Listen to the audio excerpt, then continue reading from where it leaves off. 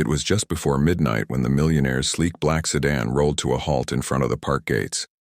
The streetlights cast long shadows across the damp pavement, and a chill wind stirred the fallen leaves into little whirlwinds. He checked his watch again, 1:03 a.m., and frowned. This wasn't how he usually spent his nights. Most evenings he dined at exclusive restaurants, entertained investors at gala events, or retreated to his high-rise penthouse overlooking the city. But tonight was different. He had heard rumors of a young woman sleeping on those very benches, and something about her story had pulled at him in a way he couldn't ignore. He stepped out of the car, the gravel crunching under his polished shoes. He adjusted the cufflinks on his tailored suit, a subtle gold lion's head, and his crisp white shirt billowed slightly in the breeze. Around him, the park lay silent except for the distant hum of traffic. He walked along the deserted path, his footsteps echoing on the concrete. The scent of wet earth mixed with the faint aroma of jasmine from a nearby garden. He paused, scanning the shadows beneath the trees. There, on a worn wooden bench by the fountain, a figure huddled beneath a thin blanket. Moonlight glinted off her dark hair and she curled into herself as if trying to disappear. He approached quietly, mindful not to startle her, and crouched down at a respectful distance.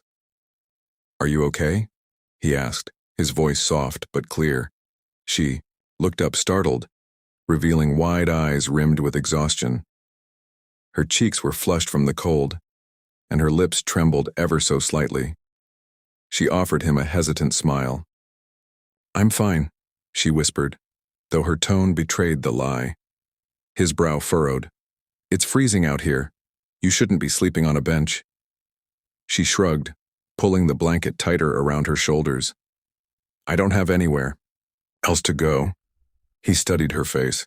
Delicate features, a small nose, full lips that quivered with each breath. She looked no older than 19 or 20. He cleared his throat, aware of how sudden his interest might seem. "My name is Daniel Reyes. I own Reyes Investments." At the mention of his name, her eyes widened. She must have recognized him from news articles or business magazines. He'd been featured on the cover of Forbes more times than he could count, usually portrayed as the ruthless titan who brokered multi-million-dollar deals with a cocked eyebrow and an iron fist. He offered a tentative smile. "I know what you're thinking. You probably saw my picture in the paper and figured I was just another rich guy looking for a photo op." She blinked, then shook her head. "No, I didn't know who you were." He nodded. "Doesn't matter. I'm here now. What's your name?" She hesitated, then answered quietly. "Marisol." "Marisol," he repeated, rolling the name on his tongue. "It's beautiful." "Why are you here, Marisol?" Her eyes dropped to the ground. I ran away." "And from where?" "Home." She wiped her eyes with the back of her hand. "My mom passed away last year. My dad, he wasn't the same after that. He drinks all day, comes home and yells at me for no reason, says I remind him of her. I couldn't take it anymore." He felt a pang in his chest. He had lost his own mother when he was young, watched his father descend into numbness and anger. He recognized Marisol's pain as his own. "I'm so sorry," he said, the words tasting hollow and inadequate. "I know how much that can hurt."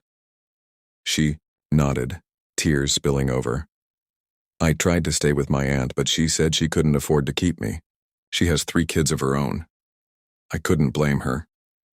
Daniel reached into his pocket and pulled out his wallet, then frowned. He wasn't sure what to do.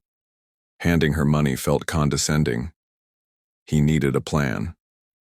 He looked around the empty park, and then back at Marisol. "Can I buy you something to eat? There's a diner across the street that's open all night." Marisol sniffled and wiped her nose. "I'm not hungry." He hesitated, then stood and held out a hand. "Come on. A hot meal will warm you up. I promise I won't let you pay for it." After a moment's hesitation, she placed her hand in his. He helped her to her feet and they walked together to the diner.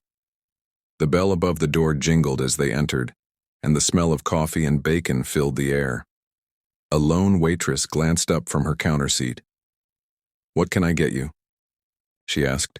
Daniel removed his suit jacket and draped it over Marisol's shoulders. Coffee and eggs for both of us, he told the waitress, and some toast. Marisol looked at him in surprise. He shrugged. You said you were cold. She managed a small laugh, and Daniel felt a warmth spread through him, not from the coffee but from the flicker of hope in her eyes.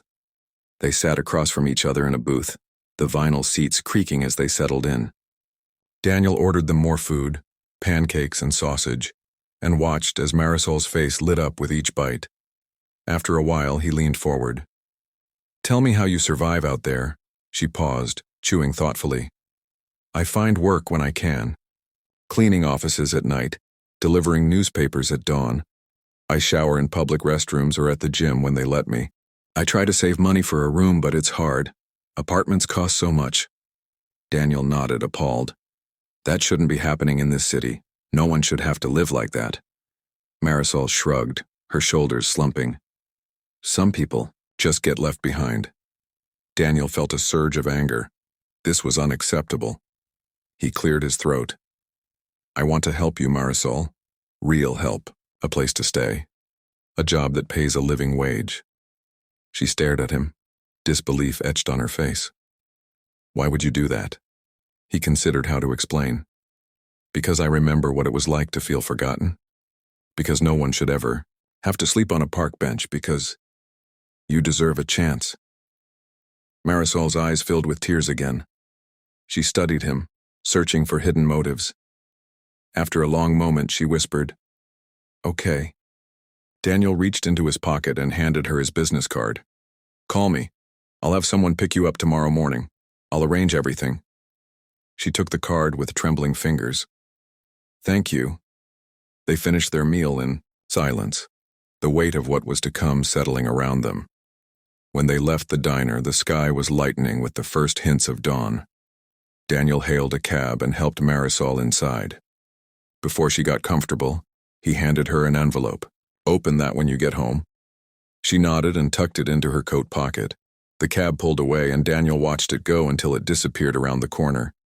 Then he turned and walked back toward his sedan, mind racing with plans to secure housing, employment, and counseling for Marisol. Inside the cab, Marisol opened the envelope. A check for $5,000 stared back at her, along with a note. Use this to get started. More will follow. You are not alone. She pressed a hand to her mouth, tears of relief and gratitude spilling over. Daniel returned to his car and sank into the driver's seat. His phone buzzed, a reminder of a board meeting in 2 hours. But he ignored it. He stared out at the awakening city, feeling a sense of purpose he hadn't felt in years. Helping Marisol wasn't charity, it was justice. In the days that followed, Marisol moved into a small apartment near the park. Daniel's foundation covered her rent and provided a stipend for living expenses. He arranged for her to enroll in community college, covering tuition and books.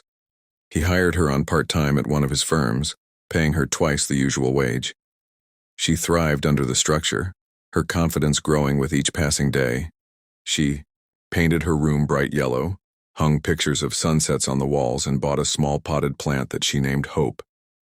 Daniel visited often, sometimes bringing lunch, other times just stopping by to chat. He watched as Marisol blossomed, smiling freely, laughing with friends, and studying late into the night. He'd never felt such pride. He realized that true wealth wasn't measured in dollars, but in the lives you touched. Then came the day he invited Marisol to his office for a celebration. She arrived nervous, dressed in a simple dress that she'd bought with her first paycheck. Daniel led her into his glass-walled conference room, where a small gathering of colleagues waited. They applauded as she entered. He handed her a bouquet of white roses and gestured to a large framed certificate on the wall. Daniel Reyes Community Leadership Award, presented to Marisol Cruz for outstanding resilience and community impact. Marisol's hand shook as she accepted the award. Her eyes brimmed with tears. She turned to Daniel, unable to speak. He laid a hand on her shoulder. "This is yours," he said softly. "You earned it. You inspire me and everyone around you." Her voice caught in her throat. I, I don't know what to say. You don't have to say anything, he replied. Just keep being you. Later that evening, as they walked through the park where they'd first met, Daniel paused by the bench. He looked down at Marisol and saw the young woman who had been on the verge of giving up, now standing tall and hopeful. She smiled at him, brushing a strand of hair from her face. "Thank you," she said, her voice steady. "For everything." He smiled back. "Thank you for letting me help." They stood there in companionable silence, the moonlight casting a silver glow over the city. In that moment, they both knew that their lives had changed forever. Two souls brought together by chance, bound by compassion, and transformed by the simple act of kindness. The millionaire had come seeking a story of hardship. Instead, he found the true meaning of wealth.